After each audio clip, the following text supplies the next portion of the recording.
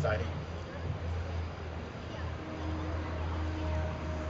As Megan did note that I am a very passionate person, and in given this opportunity, initial research, I found a wonderful quote from a turn of the century philosopher named Felix Adler, and he spoke of passion and a hero, and he said that the hero is one who lights a great light in the world and sets blazing torches for which others to see by. He wanted others to utilize the light to illuminate for other people to follow, for other people to light their torch off, and that's what we do at Gilardis. We want people to become excited and educated and passionate, not only about what they're eating, but about their community themselves. Ralph Waldo Emerson tells us that once you make a decision in the world, that you can become a hero. But what is a hero? Is a hero like Atlas here, with the world on his shoulders?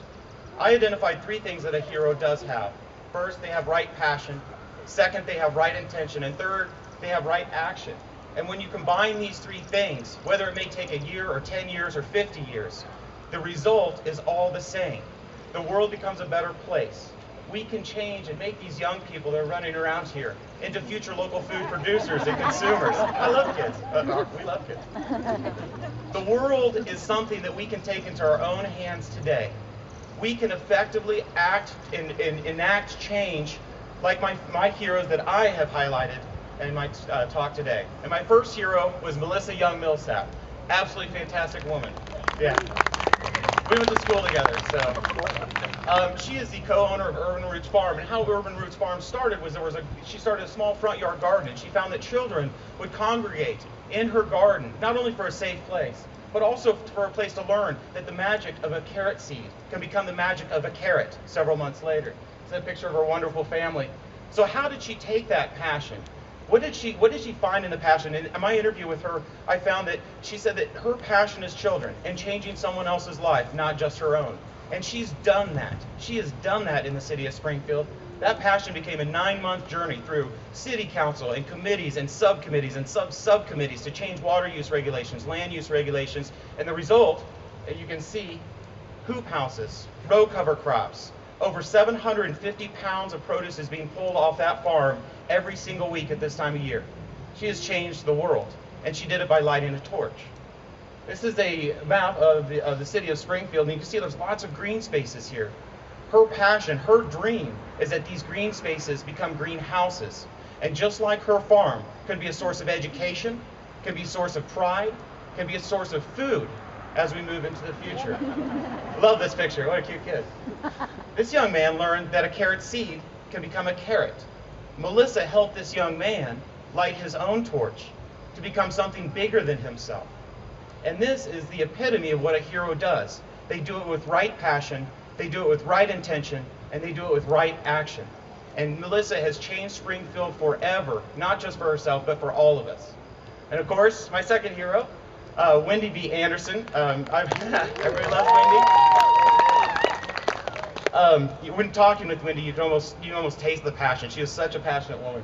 A great photo here by Megan.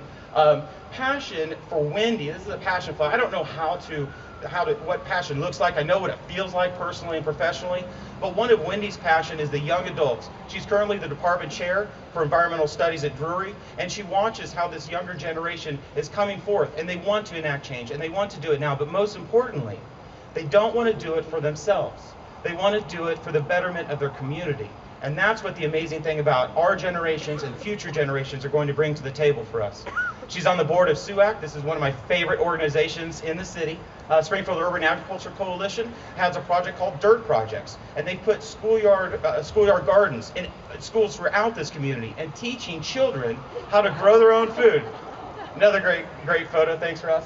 I would have loved to have been a fly on the wall when Megan and Wendy were trying to explain to the officer what the heck is going on here. But this is definitely one of her passions, these massive art demonstrations. And in my interview, she said a very interesting phrase. She said, collective mind equals collective thought equals collective action. And in that regard, I have to mention her last passion. This is something that if you speak with her, you almost might get tears in your eyes. It's climate change. And she's passionate about how we're going to adapt, not only as a community, as a nation, as a world, but she knows that her daughter and her daughter's daughters are going to have to deal with what we've done to the earth. Very passionate woman. Finally, this is my own personal hero. This is Herman Owens. He's a Springfield native. He's a current steward on our property, a garden steward. He went into the Navy as a young man and suffered a traumatic brain injury. And as a result, 4 days later, had a seizure. When he woke up, he had no memories before the seizure. He had to relearn how to walk, talk, write. And he asked me when I was interviewing him, it was very emotional. He said, "What does a dragon slayer do when there are no more dragons?" So I said, "Hey, here's a dragon." I bought this property about 7 months ago, and it looks like there might be a tomato that would go in that little bed there. And I said, "Herman, I want you to pursue your passion. I want it with right intention. I want it with right action." And now look, the entire property is a farm. We're currently sourcing over 100 pounds a week off our property. With the help of Melissa Millsap and some other advice, I believe that I can pull 350 to 450 pounds of produce every week off this property next year. Herman's passion has resulted in some incredible changes in his life. He was lost. He wasn't at peace. He couldn't find himself. Now he's finishing his bachelor's degree. He'll be done in December. In February, he will be pursuing his master's gardening certification, and I'm very excited about that. And our 3-year goal as a company and with him is to begin building greenhouses throughout the city of Springfield to make this world a better place.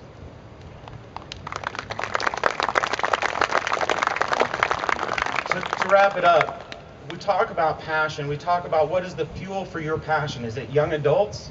Is it education? Is it food? Is it art? Is it music? This young lady has a passion. She had a passion for farms. She made her own sign. She's developing her passion. We're lighting her torch every time she goes to the dirt projects. Is the passion pursued with right intention? The 3 heroes I've highlighted today do not do it for personal gain. They do it for the betterment of the community. They do it without a selfish goal. Well, I guess I'm done. But I had one more thing. No, I'm just kidding.